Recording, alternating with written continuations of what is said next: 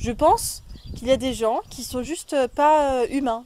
Voilà, comme il y a des chiens et des humains, et ben eux c'est des esprits si tu veux mettre ce mot là-dessus, mais pas les esprits comme des humains morts, juste une autre espèce. There is a predator race which take a reptilian form. They're feeding off humanity, they've turned humanity into a slave race. They demand human sacrifice, that's where Satanism comes in. They feed off human energy, particularly feed off the energy of children. Bonsoir Bernard Vidot. Bonsoir. Laurent le disait, vous étiez magistrat, oui. Vous avez présidé un tribunal, oui. Et puis vous avez décidé en 1976 d'écrire un livre sur ces témoignages d'enlèvement dont on vient de voir quelques exemples. Et là il s'est passé quelque chose de vraiment étrange. J'ai rencontré les hommes en noir. Donc évidemment je peux pas... Les mêmes que tous ceux dont on a entendu parler. Exactement, exactement. Ils n'étaient pas deux, ils étaient trois, comme il l'a signalé tout à l'heure. Il est certain que ça fait un drôle d'effet. On a beau étudier ce phénomène sur le coup, j'en avais jamais entendu parler, parce qu'on n'en parlait pas encore, si vous voulez.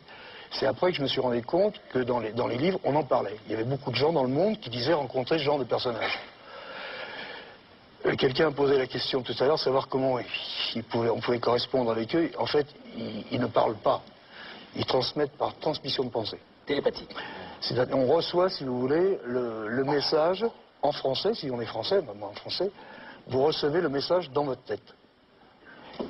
Et ces personnages m'ont dit, vous arrêtez d'écrire votre livre. C'est un ordre. Bon.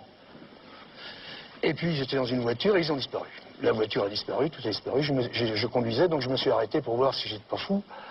Et quelque chose qui a été dit aussi tout à l'heure, c'est qu'il n'y avait plus de circulation. Et c'était dans la région parisienne à midi. Là, il n'y a plus de circulation. L'impression d'être dans un autre temps, si vous voulez. Et j'ai pas écouté, si vous voulez. J'ai continué à écrire mon livre. Pourquoi vous n'avez pas écouté? Parce que je me suis dit, j'ai rêvé, il y a quelque chose qui ne va pas là. Ah.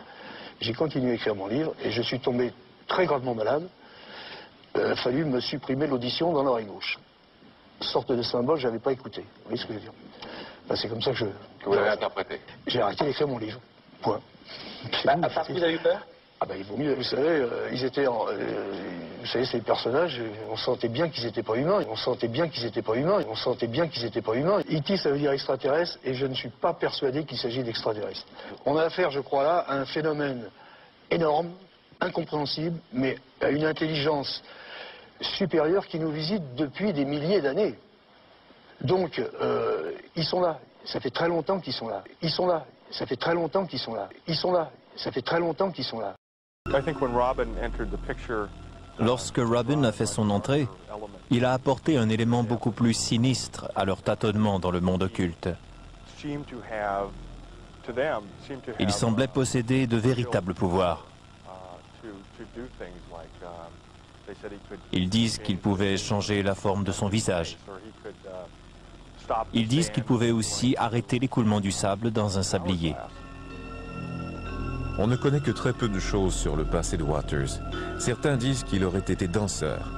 Une autre rumeur prétend qu'il était atteint du cancer. Quoi qu'il en soit, tous s'accordent pour dire qu'il vient d'un endroit sinistre. Il a quelque chose de différent. Les femmes tombent sous son charme. Avant Patricia, il y en a eu une autre. Elle lui a dit qu'elle ne pouvait pas avoir d'enfant.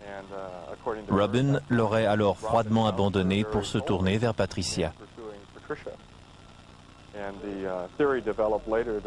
Les gens en ont conclu qu'il voulait avoir des enfants à tout prix et que cela avait un lien avec ses activités occultes. En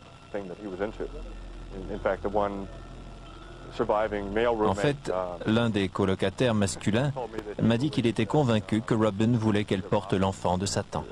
M'a dit qu'il était convaincu que Robin voulait qu'elle porte l'enfant de Satan. M'a dit qu'il était convaincu que Robin voulait qu'elle porte l'enfant de Satan.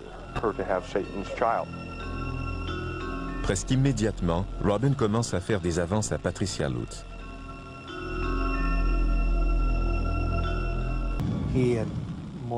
Il a fort probablement orchestré mon voyage pour m'éloigner de la ville. Et c'est à ce moment qu'il a mis son emprise sur Patricia. Il devait se débarrasser de moi pour atteindre Patricia. Quand il descend de l'avion à son retour à Los Angeles, il est déjà trop tard. Ce qu'il voit à l'aéroport lui révèle aussitôt que Patricia est profondément, peut-être même irrémédiablement sous l'influence de Waters. Ils sont venus me chercher à l'aéroport. Ils étaient chauves tous les deux. Patricia s'était rasé la tête comme lui. À partir de ce moment, Patricia entre dans le monde sinistre de Robin Waters. Elle est toujours à ses côtés. Il a un contrôle absolu sur elle. Il vit avec elle dans sa chambre à l'arrière de la maison de Hollywood. Peu de temps après, elle annonce qu'elle est enceinte. Patricia reste enfermée dans sa chambre avec Robin pendant des jours entiers à pratiquer des rituels et à s'enfoncer dans le monde des ombres. Elle n'a jamais eu le moindre penchant pour la sorcellerie, l'occulte, le satanisme, peu importe comment vous appelez ce qu'il faisait. Tout à coup, c'était le revirement complet et elle était devenue sa complice. Tous ceux qui étaient présents disent qu'à un moment, la véritable raison de la venue de Robin sur Terre est devenue apparente. Il leur a montré ses différents visages, qui il avait été lors de ses vies antérieures, qui il avait été lors de ses vies antérieures, qui il avait été lors de ses vies antérieures. Son visage passait de celui d'un homme à celui d'une femme. Puis, il leur a montré qu'il était un démon. Il leur a montré qu'il était un démon. Il leur a montré qu'il était un démon. ¿Cómo quiere que el mundo recuerde a Hugo Chávez? Dos palabras, dos que son un hombre. Un hombre, es lo que soy, eso sí, hombre humano, pues.